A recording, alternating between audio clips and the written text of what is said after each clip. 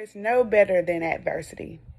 Every defeat, every heartbreak, every loss contains its own seed, its own lesson on how to improve your performance the next time. Malcolm X. Good evening, and welcome to our first virtual Black History Month. First, we will start off with a scripture, and that scripture is from Psalms 1 through 4, and it reads, Blessed is the man that walketh not in the counsel of the ungodly, nor standeth in the way of sinners, nor sitteth in the table of the scornful. But his delight is in the law of the Lord, and his law doth he meditate day and night. And he shall be like a tree planted by the river of water, that bringeth forth his fruit in his season. In his season, his leaf also shall not wither, and whatsoever he doth shall prosper. The ungodly are not so, but they are like the shaft in which the wind driveth away. I have just read to you Psalms 1 through 4. And now we will have a tribute of our pastor, given by Aaliyah Johnson. We honor your name.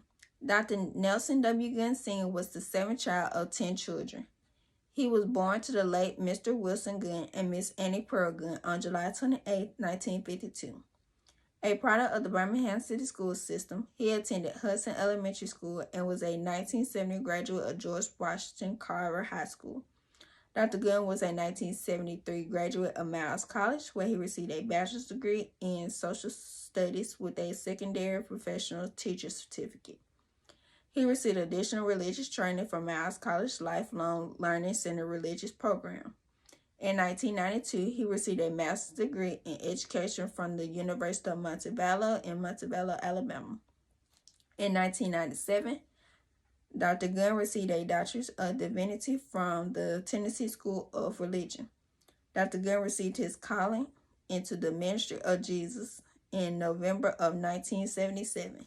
He was licensed and ordained at Wilson Chapel Missionary Baptist Church under the leadership of the late Dr. Henry F. Johnson Sr. We honor your name. During his ministry, he was blessed to serve as pastor of Blooming Light Baptist Church of Pale City, Pilgrim Rest Baptist Church of Montevallo, St. Luke Missionary Baptist Church of Pratt City, and his present pastorate was at Rising Star Baptist Church for the past 12 years. His favorite quote was, "We are rising for Jesus." We honor your name. Dr. Gunn was a member of several fraternal orders, including Mac Andrew Lodge No. 624, Alpha Phi Alpha Fraternity Incorporation, and Nisaha Rojo Adonasi Fraternity Incorporation.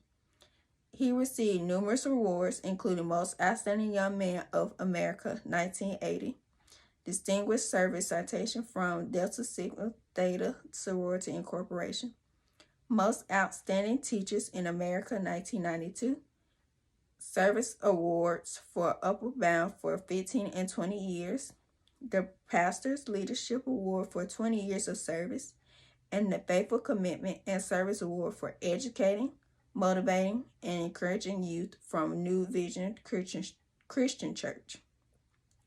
We honor your name, Pastor Gunn, taught in both Birmingham and Shelby County school system. He taught at the University of Montevallo in the Upward Bound program for many years. He spent the majority of his career at Pelham High School as a popular economics teacher. He was loved greatly by his peers and his students. Dr. Nelson Gunn Sr., we honor your name and we reflect on your life and loss because we have been commanded that whatsoever things are true, whatsoever things are loved, whatsoever things are of good report, if there be any virtue, and there will be any praise to think on those things, and we will think of you. Dr. Nelson Gunn Sr., we honor your name. When Israel was in Egypt's land, let my people go. Oppressed so hard they could not stand. Let my people go. Go down, Moses, way down in Egypt's land. Tell old Pharaoh to let my people go. Thus spoke the Lord, bold Moses said, let my people go. If not, I'll smite your firstborn dead. Let my people go. Go down, Moses, way down in Egypt's land. Tell old Pharaoh to let my people go. Go down, Moses, way down in Egypt's land. Tell old Pharaoh to let my people go.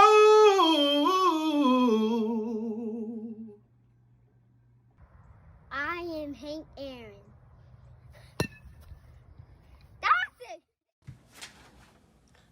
My name is Dr. Percy Levon Julian.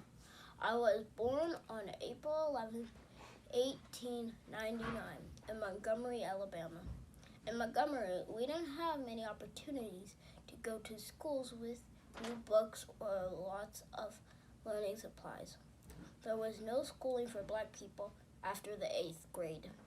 Education was important to me, so I moved to Indiana to attend DePaul University. I had to take high school classes in the evening and college classes during the day. I graduated from DePaul first in my class with a degree in chemistry. Even though I had excellent grades, many schools would not allow me to continue my education. I was finally accepted to Harvard for a master's degree and received my PhD from the University of Vienna and in Austria. My career includes being a professor at 2 HBCUs and Fisk and Howard, and working at the Glidden Company, a major paint brand. My accomplishments include developing a drug used to treat glaucoma, finding many new uses for soybeans, including a soy-based foam that the U.S. Navy used to fight gasoline and oil fires and hormones that would be helpful in treating certain cancers. My biggest success was synthesizing cortisone, which is a steroid used to treat arthritis and other inflammatory conditions. During my career, I also held over 100 chemical patents for my discoveries. I am Dr. Percy Levon Julian. He was born on October 17, 1956 in Decatur, Alabama. Miss Jemison is a doctor, a dancer, a actor, and a astronaut. She always reached for the stars. In 1992, Dr. Jemison became the first African American to travel into space. She wrote a children's book titled Find Where the Wind Goes about her life. Inspire comes from within yourself. You have to be positive, then good things will happen. My name is Vanetta Flowers. I was born on October 29th, 1973 in Birmingham, Alabama. I graduated from P.D. Jackson Olin High School, participating in track and field, volleyball, and basketball. I attended UAB on a track Field Scholarship, becoming the first in my family to attend and graduate from college. During my college years, I captained the UAB team for 4 years and won up to 35 conference titles and 7 NCAA All-American honors.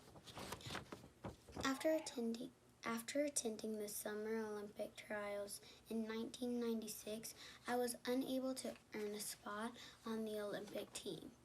Instead of giving up, I continued to train for the 2000 Olympic trials.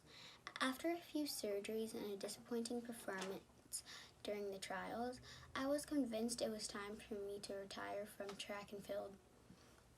My husband, who was also an athlete, shared a flyer for Olympic bobsled tryouts. I went with him to support him as he tried out for the team.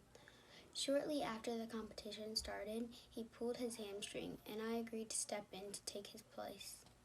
The rest is history. Less than 2 months after stepping in, I was competing for the United States on the bobsled team. In 2002, I became the first African American to win gold in the Winter Olympic Games. My faith in God helped my Olympic dreams become a reality. Having God on my side made it stress-free, and I'm glad to give honor to him. I'm Vanetta Flowers, and I'm an Olympic champion. On Sunday, September 15th, 1963, the 16th Street Baptist Church in Birmingham, Alabama was bombed. 4 little girls who had been attending the church's Sunday school were killed. Let us remember survivor Sarah Collins Rudolph and those 4 little girls that were killed. The Black Man's Plea for Justice by Ramal Gladden. I have filled the forest. I have cleared your farming land, and your great commercial building is the labor of my hand. I have helped to train your children, cook your food and wash your clothes.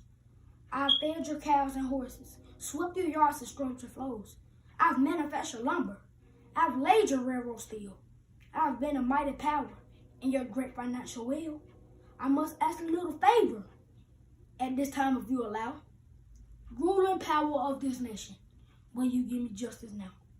I have helped you to build your dwelling shops, schools, churches, stores, and all. I have helped you to place the paper and the paint upon your walls. I have been your friend and servant, one in whom you could confide. I have never failed nor faltered when others turned you aside. I have been a faithful neighbor, whether I was free or a slave.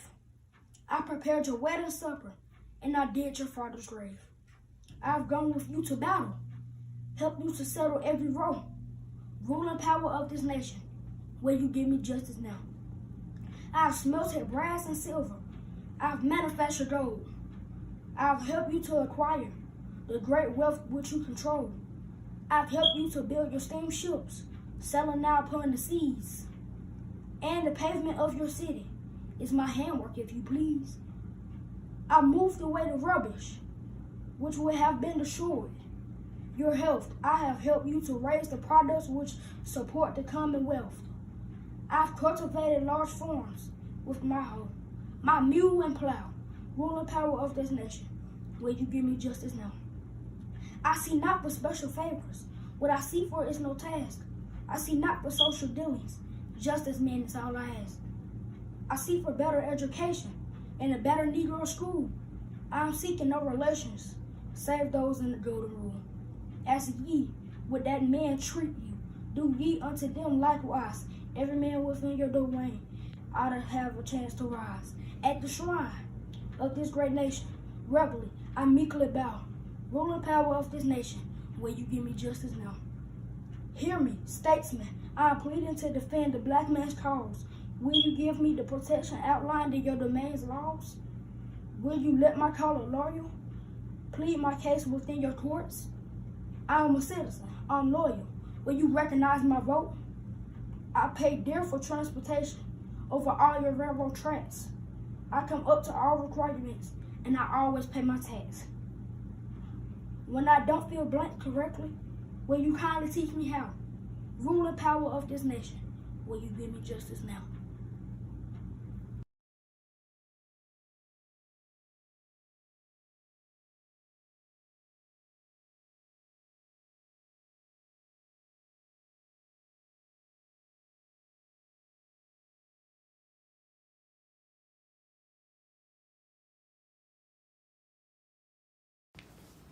State your name. Betty Jean Peterson Blue.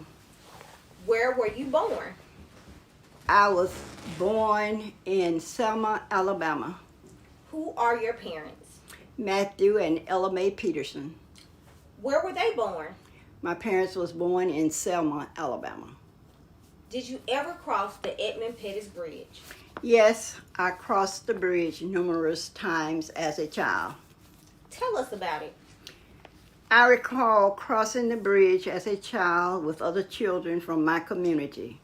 My mother would drive us to the bottom of one side of the bridge and wait on us on the other side. We all walked across the large bridge just to have something to do. And once my brother jumped from the top of the bridge into the Alabama River, we were all so scared that he was hurt or something worse. But he started swimming and ended up being just fine. When did you move to Birmingham?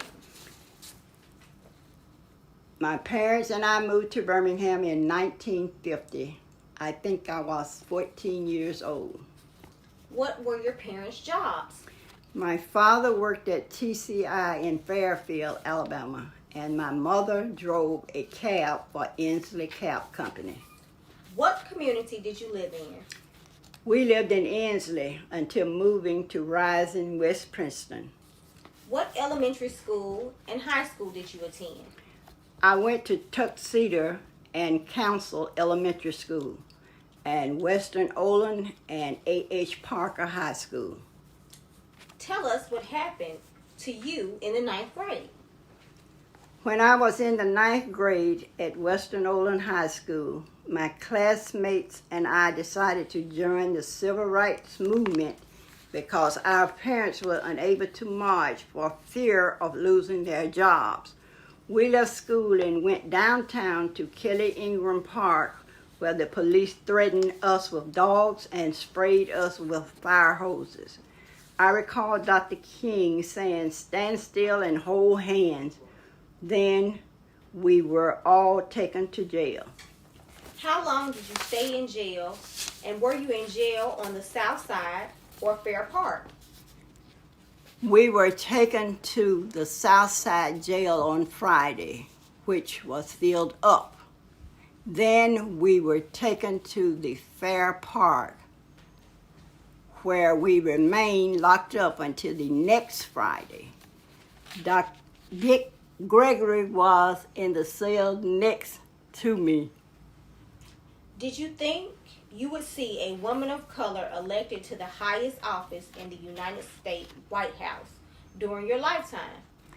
No, I did not think I would live to see a colored person hold any office at the White House.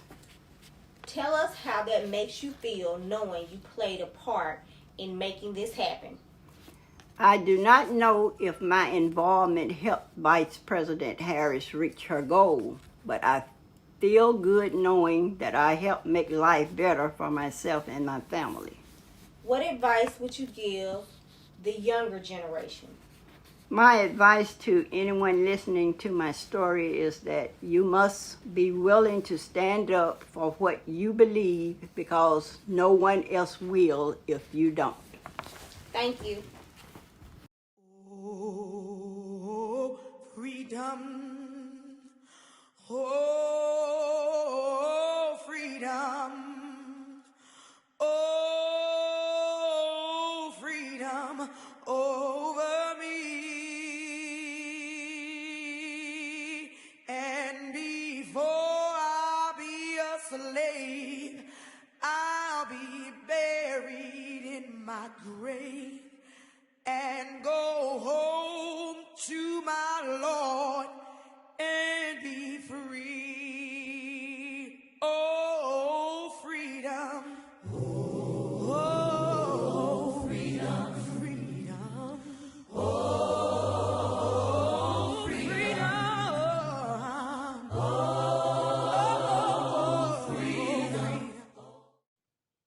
Can you tell us who you are?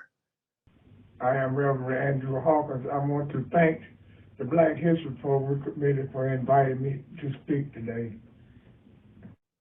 What is your fondest memory of Pastor Nelson Gooden Sr.? I got to rise into Reverend Gooden by meeting him at Ebenezer Baptist Church, Tampa City. He left a lasting impression that later led me to join the Rising Star Church family. The fondest memories was my interaction with Pastor Gooden in the couples ministry. We were united with couples to study and fellowship together.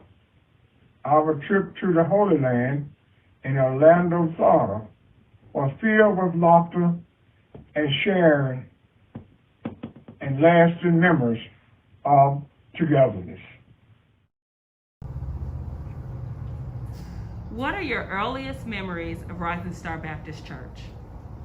My earliest memory would be July the 8th, 1972. That was the day that Reverend A.G. Hamilton and Reverend E.D. Craig married my wife and myself. All right, well, what are your funniest memories at Rising Star Baptist Church? I think that would be on the same date when my wife Yvonne Moultrie Smith at that particular time, father got up and said he was giving his daughter away. My father jumped up and said he wanted to give his son away too. And so the whole church kind of busted out and laughed. So that would be about the funniest time I've had at the church in my association with that church. What are your memories of the Jim Crow era and civil rights movement? Memories of the Jim Crow era would be too many of them to list, but I will give you some of them. During the Jim Crow era, I was a foot soldier. I can remember having the water poured on me through the Birmingham Fire Department. The dogs were sick on us, but none bit me. I remember drinking out of the colored fountain, and the white fountain was right next door, and going in the colored bathroom, and the white only bathroom was right there. Getting in the bus, paying your money, and the bus driver telling you to get in the back door. And when you walk around, by the time you get to the back door, the bus is pulling off. And you get very kind of purred. And also, hearing and my parents and my grandparents talk about the jelly bean jar. And when I got older to realize what they was talking about, they told me, they said, you had to count the jelly beans in the jar in order to vote. And if you was wrong, which always you was wrong, you never got a chance to vote. So those were some very harsh times and very unhumane times toward the blacks during that period of time. Okay. All right, so how similar or different do you think the events are to those which led to the Black Lives Matter movement? Some of them are similar, but yet some of them are so different. The Black Lives Matters movement, had a variety of people standing in a bunch of nations. They had the Asians American, the Latinos Americans, and whites and blacks. They had us all standing in for a cause, but they used the Black Lives Movement, or the Black Lives Matter, as a title. So the movement was a movement for equal justice for all, and police brutality for all, where they would stop abusing and killing blacks just for no reason, or just because. And so that's the similarities, I would say. All right. Did you ever think you would see men and women of color elected to the highest offices in the United States, the White House, during your lifetime? No, I didn't. I wished I could have, and I know I did now. Is because as a kid, we didn't realize that we knew we had blacks that needed to go there and be elected for those positions. And to see a black president was maybe one ruby or one diamond in my crown.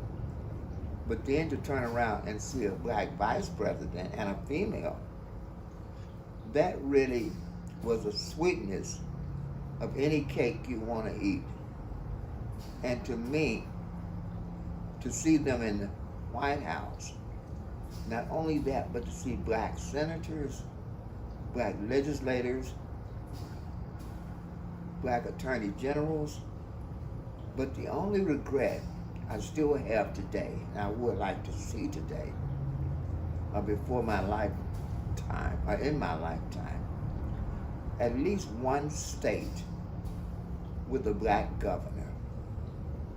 And I feel that I feel that we won't be then successfully achieved our goal, but we'll be working in the right direction. Thank you. That's it for the questions. Those are all the questions that we have today. Thank you. You're welcome. Did you ever think you would see men and women of color elected to the highest offices in the United States or White House during your lifetime?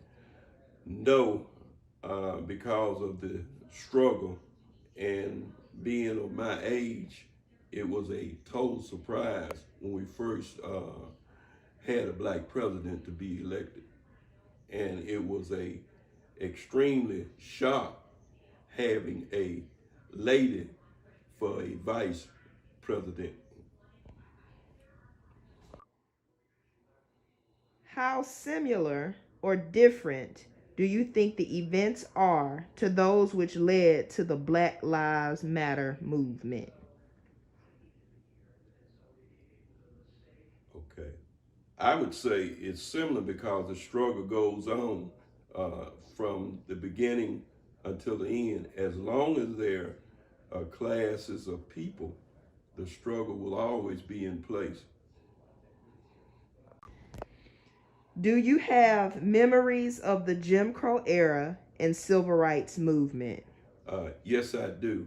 In the Jim Crow era, I recall singing the black and the white fountains, the restrooms, where you had to sit for blacks and white, growing up during that particular time. The civil rights part of it, my uncle, Willie Lewis, was really involved in civil rights, and he always told us, prepare yourself for when the door is open so you'll be able to go in. And when they passed the Civil Rights Act, I guess I was prepared to enter into the employment. So, Lily, what is your fondest memory of Pastor Nelson Gooden Sr.? Oh, one of my fondest memories would be outside in the parking lot of the church where we discussed different members. For example, Pete Mullins and his dangerous driving with a new dent on his vehicle every Sunday. What are your funniest memories of Rising Star Baptist Church? Oh, one of the funniest memories at Rising Star Baptist Church is sitting in the corner with some of my friends and waiting to see who was going to shout that particular Sunday. And one of the coldest nights that I experienced being baptized in 1957 and the staircase that led to the bottom of the church, how cold it was, and almost preaching a sermon going down the steps. Let's see. Trying to get it. Okay. Yeah, that look good. All right. What are your earliest memories of RSBC? Which would be Rising Star Baptist Church. My earliest memories would be my mother and father carrying me to church, and the many dedicated servants within the church. For an example, Reverend Hamilton and his golden smile that greeted us, Mrs. Key in the nursery wearing her nursing hat, and Mrs. Edna Sample, our youth Sunday school teacher, Mrs. Sadie Stubbs, our youth choir director, and many others, the deacons for his Salfo, Mr. Tanksley, Mr. Smith, and many others. And the corner where the youth sit every day, every Sunday at church. That's kind of, Okay. That's kind of messy, ain't it? No, it was good to me. Mr. Murray. Good morning. Rising Star Baptist Church was established in November of 1910. How long have you been a member of Rising Star? All my life I've been in Rising Star Baptist Church. Okay. What are your earliest memories of Rising Star in the Rising community? I remember that when news broke, we would go to the church to find out what the news was. They rang the church bell, and members of the neighborhood would go to the church, and they would notify us of what had happened in the neighborhood. Okay. What are your funniest memories at Rising Star Baptist Church? Do you remember things that happened as a boy maybe at Rising Star that were funny? Yes, I went to our Italian store, was on the corner from the church. And when I went there, I spent a penny I was supposed to put in Sunday school.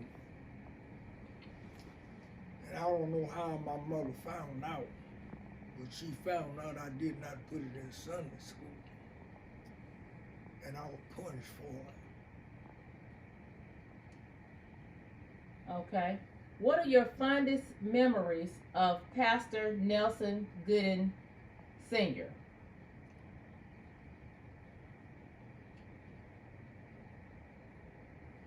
Well, Pastor Goodman always at the church, how many know God is good? That we will always ask, how many know God is good? Do you have memories of the Jim Crow era and the Civil Rights Movement? Oh, yes. I used to go to Civil Rights Movement, and Dick Gregory was there, and Martin Luther King was there. And Martin Luther King would always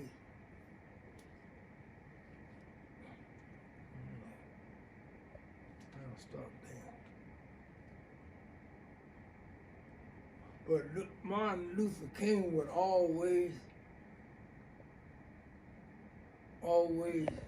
make a speech without a paper in front of him.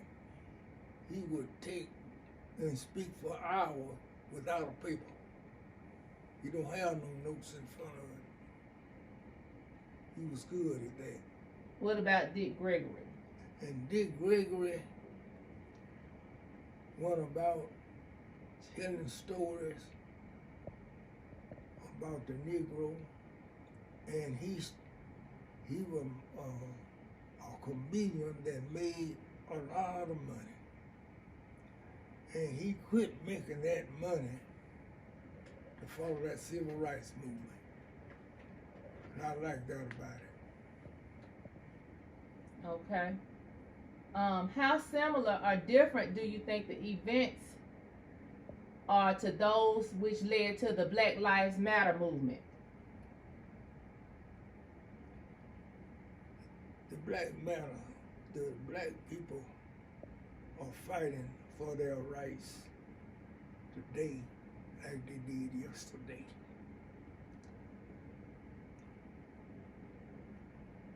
We always had a way of fighting. And this fighting have led to some movements that will help black people today, tomorrow, and yesterday. And we're still fighting for rights. Okay, did you ever think you would see men and women of color elected to the highest offices in the United States, like at the White House during your lifetime? No, I never thought it would happen. But it's happening today, and I'm at an age where I can witness myself. I used to drive from here to California, and a black person couldn't find nowhere to eat unless you find a black neighborhood. But now, I can go from Birmingham to California, and I can stop almost anywhere and eat and get a meal. Did you ever think you would see a black president or a black vice president? No, I never thought I'd see that. But I thank the Lord I'm here to see it. I lived a long time to see it, but it's possible. I could never see it. Okay.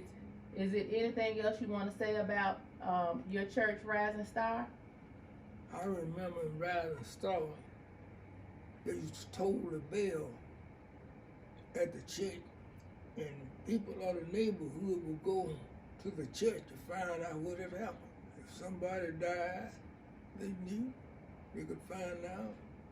If something happened in the police department that was bad, and the news got in the newspaper, but they told the church bell that people in the neighborhood could go there and get the news of what happened.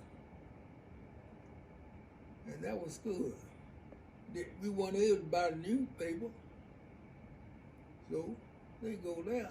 If somebody in the neighborhood knew, they would relate it to somebody, and they would toll the bell, and we go there to get the news. Okay, Mr. Murray, that's going to conclude the questions for your interview for your Black History program.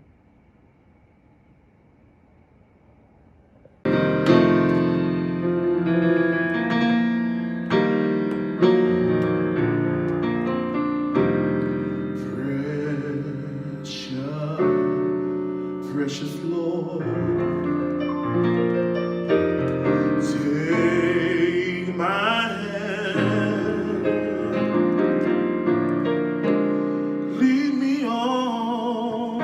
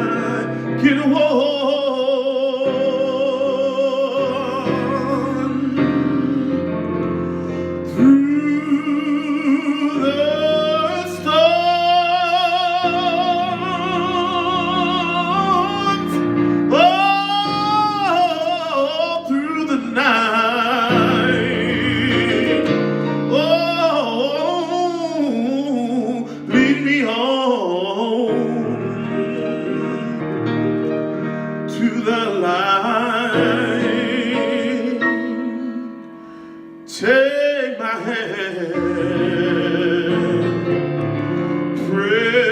precious Lord, and lead me on home when my way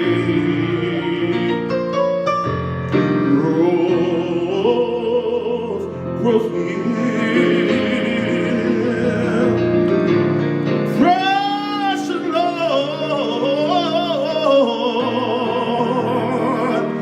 linger near when my life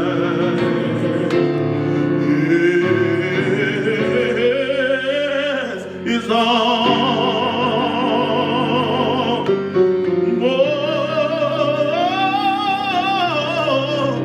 gone. Hear my cry,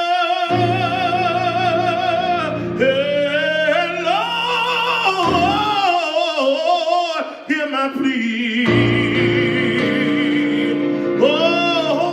Hold my hand, oh Lord, and lead me.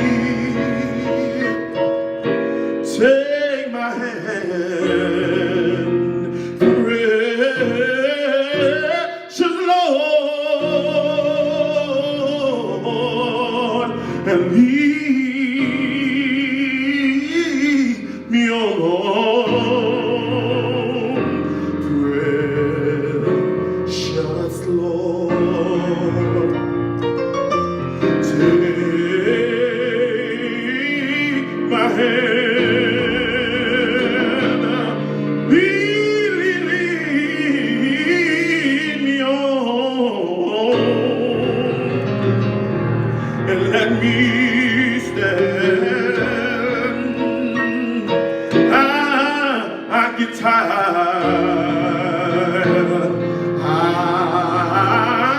get weak,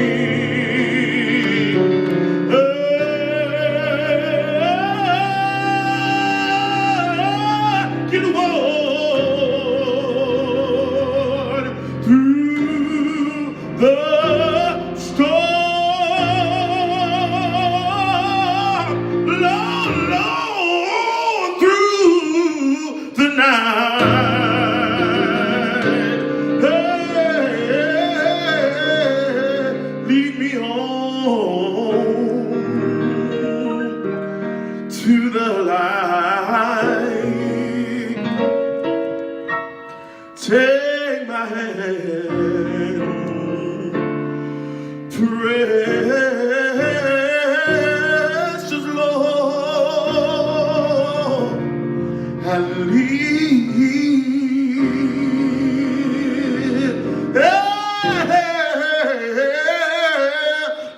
me on home.